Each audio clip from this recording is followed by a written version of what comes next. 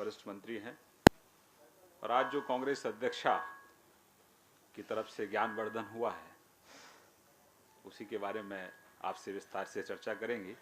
मैं आग्रह करता हूं कि वो अपना वक्तव्य शुरू करें। धन्यवाद श्रीकांत जी। श्रीकांत जी ने बात की ज्ञानवर्धन की, तो सर्वप्रथम इस मंच से मैं आज देशवासियों को अपनी ओर से शुभकामनाएं प्रेषित करना चाहती हूं, क्योंकि आज इंटरनेशनल लिटरेसी डे है। आज सुबह महामहिम राष्ट्रपति जी ने भारत सरकार में विशेषतः मानव संसाधन विकास मंत्रालय की सार्वजनिक सराहना की कि हमने प्रधानमंत्री जी द्वारा प्रेरित आदर्श सांसद ग्राम योजना के तहत 410 डिस्ट्रिक्ट्स में लगभग काम शुरू किया है कि ये सारे आदर्श ग्राम मार्च 2016 तक 100% शिक्षित होंगे। भाजपा के कार्यकर्ता होने के नाते महामहिम राष्ट्रपति जी को मैं धन्यवाद देती हूं उनके प्रोत्साहन के लिए। आज कांग्रेस अध्यक्षा ने अपने ध्वस्त संगठन को मार्गदर्शित करते हुए अपनी विफल नीति, विफल संगठन के नेतृत्व की खामियों को छुपाने के लिए आदरणीय नरेंद्र भाई मोदी का सहारा लिया। उन्होंने ये आरोप मढ़ा कि ये सरकार धरातल पर परिवर्तन नहीं ला रही। ये अपने आप में हास्यास्पद है कि जिनकी हाथ की सफाई से देश की तिजोरी खाली हुई, आज वो प्रहार करते हैं उन पर जिनके नेतृत्व में देश एक बार फिर विकास की राह पर चल चुका है। आज किसानों के हिमायती बनने वाले कांग्रेस के नेता चुप्पी साधे बैठे हैं इस बात पर कि कांग्रेस के उपाध्यक्ष के अपनी कॉन्स्टिट्यूएंसी में किसानों की जमीनों को हड़पा गया, यह आश्वासन देकर कि वहां पर साइकिल की फैक्ट्री बनाई जाएगी, लेकिन उन सपनों को चकनाचूर कर अपने पारिवारिक ट्रस्ट के लिए उस जमीन को खरीदा गया। यह भी सत्य है कि कांग्रेस ने, यूपीए ने लैंड एक्विजिशन एक्ट के तहत 13 बहुत ही गंभीर एक्ट्स को बाहर रखा लैंड एक्विजिशन के। हकीकत यह है कि फार्मर्स को कॉम्पनसेशन और उनका रिहैबिलिटेशन रेलवे, हाईवे, मेट्रो जैसे प्रोजेक्ट्स के लिए जो जमीनें ली जाएंगी, उनको नरेंद्र मोदी के नेतृत्व में भाजपा नेत एनडीए की सरकार ने सुरक्षित रखा और इन 13 क्रिटिकल एक्ट्स को लैंड एक्विजिशन में सम्मिलित किया। कांग्रेस अध्यक्षा ने यह आरोप लगाया कि नरेंद्र मोदी जी की भाजपा की सरकार पार्लियामेंट की विल को डिसरिगार्ड कर रही है। यह एक वैश्विक सत्य है कि देश की जनता ने अपनी विल दर्शाते हुए भाजपा को पूर्ण रूप से बहुमत देकर देश की लोकसभा में भेजा और देश के विकास में, देश की प्रगति में योगदान देने के लिए सभी कदमों पर, फैसलों पर एकजुट होकर भाजपा और एनडीए ने लोकसभा में अत्यंत प्रयास, संघर्ष और काम किया।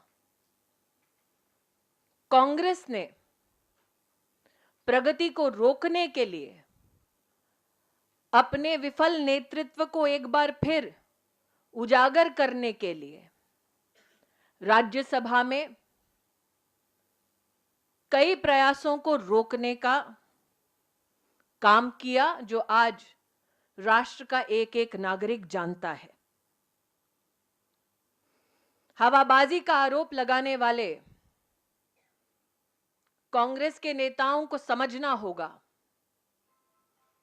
कि 40 साल से ज्यादा देश के सैनिकों को वन रैंक वन पेंशन का वादा करने वाली साल 2009-2011 में कुछ कांग्रेस के नेताओं द्वारा यह बयान तक आना कि यह संभव नहीं है क्योंकि आर्थिक चुनौतियां बहुत सारी हैं,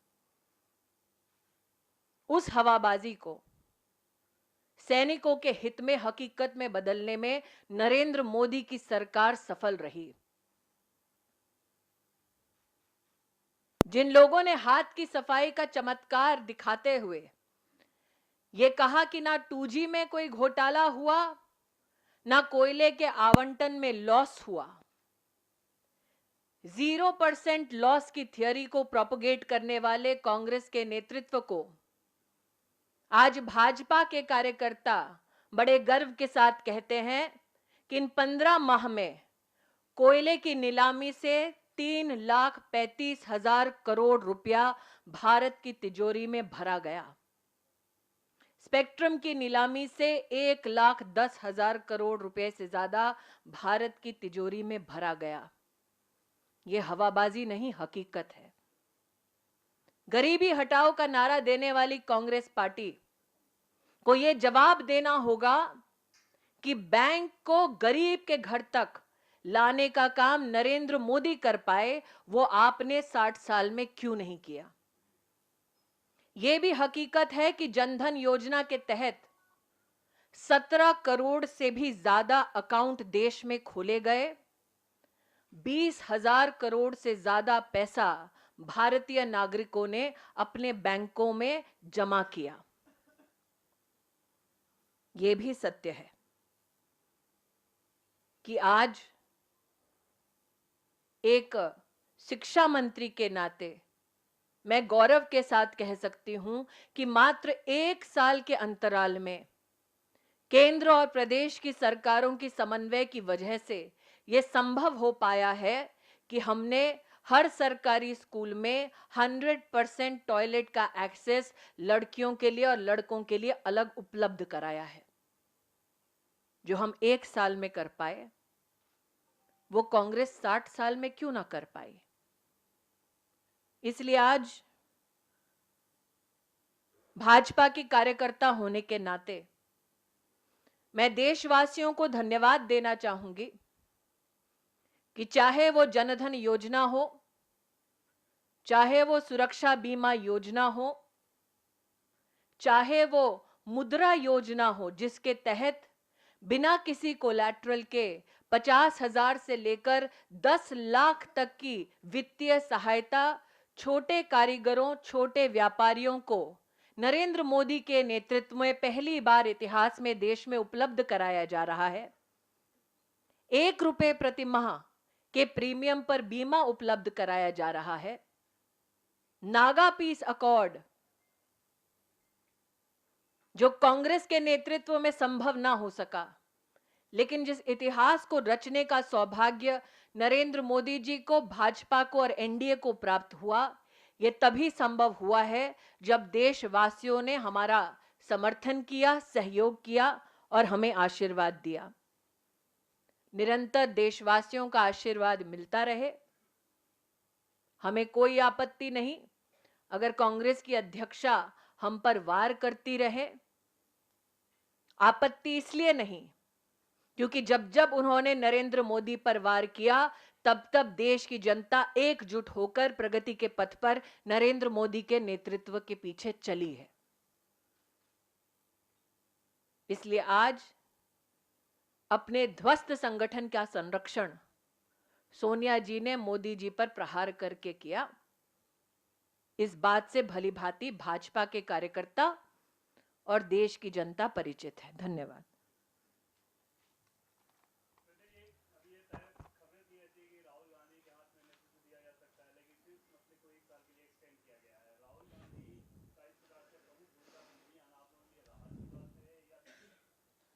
देखिए, जिस व्यक्ति का वोटिंग मार्जिन में 80% में मात्र 20 दिन में घटा सकती हूँ, उनका महत्व हमारे लिए कितना है वो तो आप उस परिणाम से ही अंदाजा लगा सकते हैं। लेकिन जहां तक राहुल गांधी जी के नेतृत्व का सवाल है, मुझे लगता है कि उन्हें नेतृत्व के काबिल कांग्रेस क्यों नहीं समझती, ये विषय कांग्रेस का है, हमारा नहीं है। जी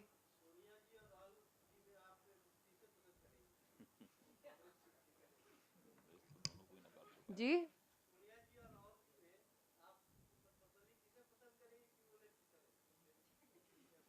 भाई साहब, मेरा टेस्ट थोड़ा अलग है। मैं स्वावलंबी और साधारण परिवार के लोगों से जुड़ी रहती हूँ, इसलिए ऊंचे घरानों के बीच की पसंद मुझसे ना ही पूछे तो बेहतर होगा। स्मिता मिश्रा।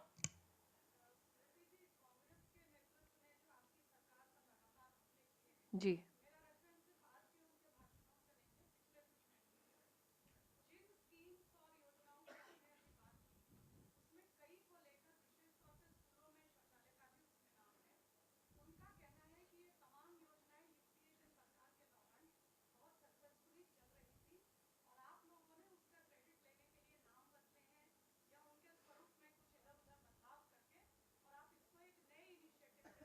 देखिए, जो कांग्रेस का नेतृत्व देश को जन्म देने का भी क्रेडिट लेता है, वो देश के कार्यक्रमों का भी क्रेडिट ले, इसमें मुझे कोई आश्चर्य नहीं है। जनता ये चाहती है कि धरातल पर सत्य जो है वो दिखनी चाहिए, और सत्य यह है कि टॉयलेट बनाने का काम पूरे राष्ट्र में 1 साल में समाप्त हुआ है। ये कांग्रेस के नेतृत्व में नहीं हो पाया है देश में। सत्य यह है कि नागा पीस अकॉर्ड कांग्रेस के नेतृत्व में नहीं हो पाया है, भाजपा के नेतृत्व में ही यह हकीकत बना है। सत्य यह है कि 1 रैंक 1 पेंशन भी हकीकत भाजपा में और नरेंद्र मोदी के नेतृत्व में ही संभव हो पाया है। इसलिए काम हो जाने के बाद, सफलता की शिखर पर पहुंचने के बाद, शायद कांग्रेस को अपनी विफलताएं छुपाने का एक माध्यम यह भी मिलता होगा।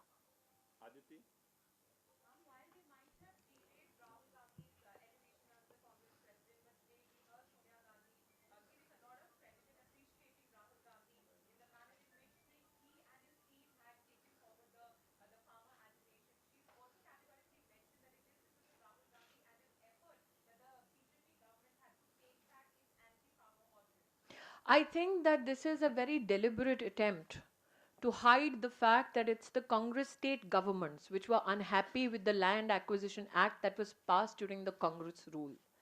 It has been time and again explained with evidence that it is the Congress states that themselves said that we want a change because we are finding that there are certain challenges on the path of development. Today, not only are the state governments empowered to take decisions in the interest of the state, but in the interest of the nation at large, 13 acts which were not a part of the Congress Land Acquisition Act have been included by the Bharatiya Janata Party leadership, Shri Narendra Modi, to be prominently mentioned here. What needs to be asked is that those farmers who lost their land for railways and highways and metro projects, why were they not to be compensated according to the Congress party? What needs to be asked is, while there is the so-called appreciation for a leader who yet does not have the potential to be elevated, why is there a stoic silence on the Amethi land, where there was an order to return the land rightfully back to the people of Uttar Pradesh? So find me a mother who will pat the back of a son who takes away lands from farmers, and I'll give you an answer about Mr. Gandhi. Sanjay ji.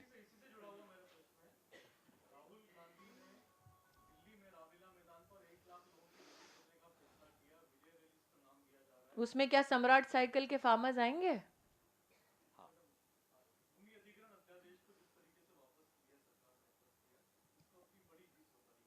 मैं वही कह रही हूँ, उनकी जीत किसमें शामिल है? सम्राट बाइसिकल की जमीन हड़पने में? हकीकत वो है। हवाबाजी वो होगी जो एक मंच पे वो भाषण देंगे और अपने आप को फार्मर्स का मसीहा प्रोक्लेम करेंगे। जी जी, मैं चाहूंगी कि कोई भी राजनीतिक पार्टी सत्ता में हो या विपक्ष में, वो राष्ट्र के नवनिर्माण में अपना सहयोग दे। लेकिन पार्लियामेंट जो ऐसी जगह है जिसके माध्यम से संवाद वाद विवाद के अंतर्गत हम राष्ट्र के निर्माण में कोई अहित ना हो, इसका अगर संयम बरतें तो ऐसी किसी भी राजनीतिक पार्टी अथवा व्यक्ति का मैं कार्यकर्ता होने के नाते स्वागत करूंगी। शर्त इतनी है कि अपने राजनीतिक उत्थान के लिए, अपने राजनीतिक स्वार्थ के लिए वो प्रगति की गति को देश में ना रोके।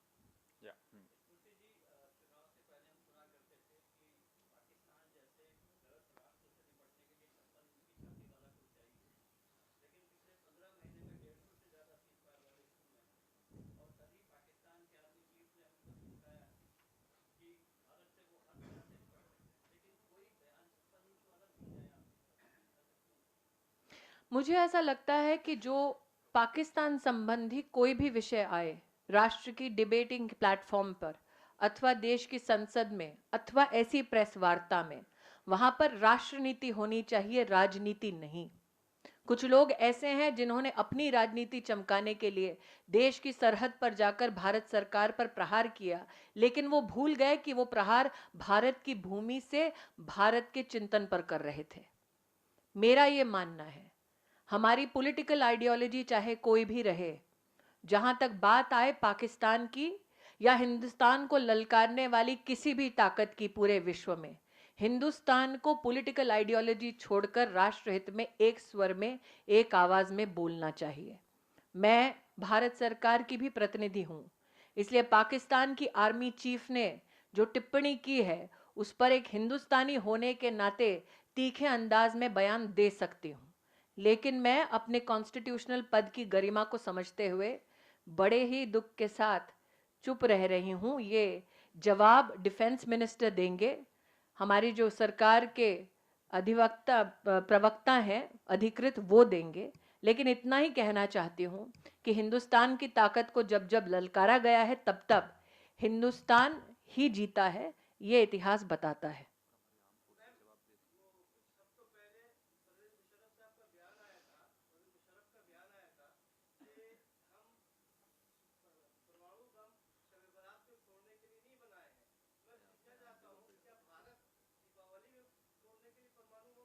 जैसे कि मैंने अभी अपने बयान में कहा है कि मैं समझती हूं कि ये उत्तेजित करने वाले बयानों के ऊपर बयान हम भी दे सकते हैं, लेकिन राष्ट्रहित में, डेमोक्रेसी के हित में और एक मर्यादा के हित में बोलने का संयम मुझे रखना आता है।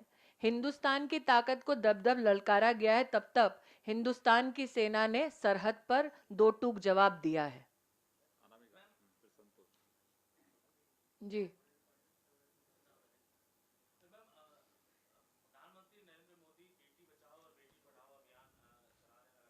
जी,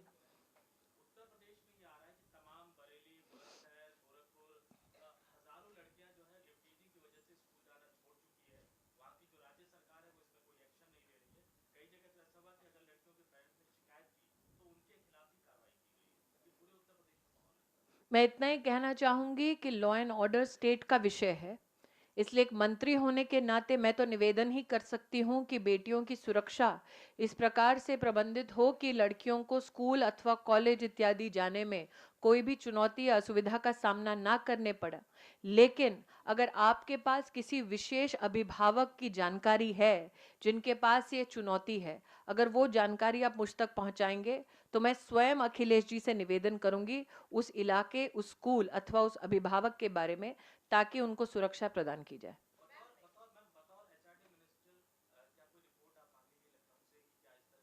इसीलिए मैंने आपसे निवेदन किया है कि आपके पास अगर कोई स्पष्ट जानकारी है किसी स्कूल अथवा इलाके अथवा अभिभावक के बारे में, वो मुझे दें तो मैं विधिवत अखिलेश जी से बात करती हूँ।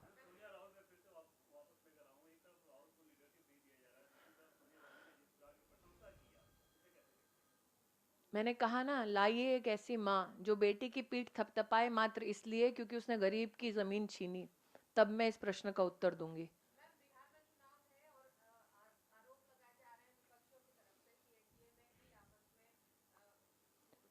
जी नहीं, हमारे एनडीए के पार्टनर जो राज्य मंत्री हैं मेरे ही विभाग में, उपेंद्र कुशवाहा जी ने, उन्होंने स्वयं बयान देकर इसका खंडन किया है और कहा है कि एनडीए एकजुट था, है और रहेगा।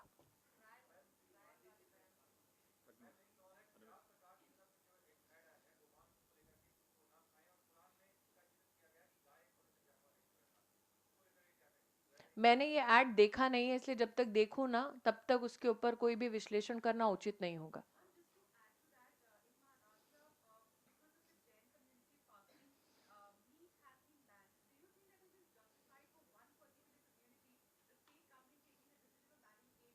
It is within the constitutional right of a state to take any decision with regards to the people residing within that state.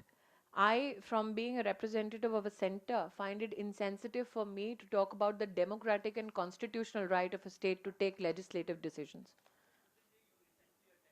हाँ हिमांशु, हो गया, एक मिनट।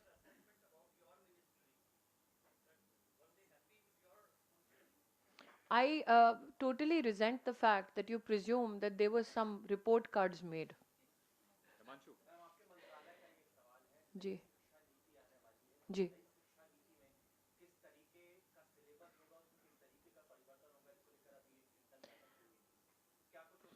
मैं इतना ही कहना चाहूँगी कि आज आप सबसे मुखातिब होने के तुरंत बाद मैं पूर्वी भारत के कुछ डिस्ट्रिक्ट्स के साथ वीडियो कॉन्फ्रेंसिंग के माध्यम से जो विलेज एजुकेशन टीम्स हैं वहाँ की, उनके साथ विचार विमर्श करने वाली हूँ न्यू एजुकेशन पॉलिसी के बारे में। 11 सितंबर से मैं स्वयं राष्ट्र भर का दौरा करूँगी, सभी प्रादेशिक सरकारों के साथ विशेष रूप से न्यू एजुकेशन पॉलिसी पर चिंतन मंथन और डेलिब्रेशन के बाद ही फर्स्ट ड्राफ्ट दिसंबर में लाने का हमारा प्रयास है। 11 सितंबर की मेरी पहली बैठक बंगाल में होगी, जिसमें बंगाल, बिहार, उड़ीसा जैसे राज्य शामिल होंगे। उसके बाद 14 सितंबर को इसी तरह से क्रमशः राष्ट्र भर में अक्टूबर के माह तक प्रदेश की सरकारों के साथ न्यू एजुकेशन पॉलिसी के संदर्भ में मैं स्वयं ट्रैवल करके उनके साथ विचार विमर्श करके ड्राफ्ट बनाएंगे हम लोग। Yes.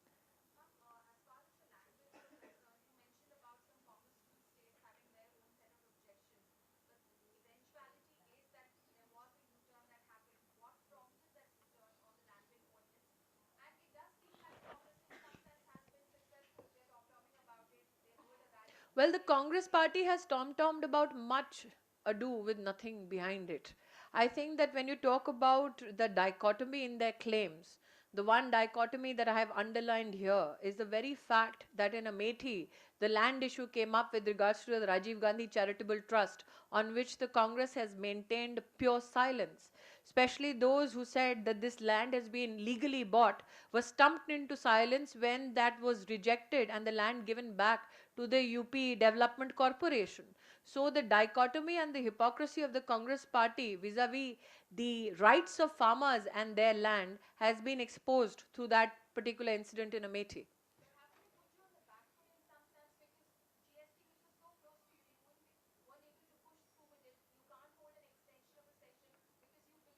They haven't put us on the back foot.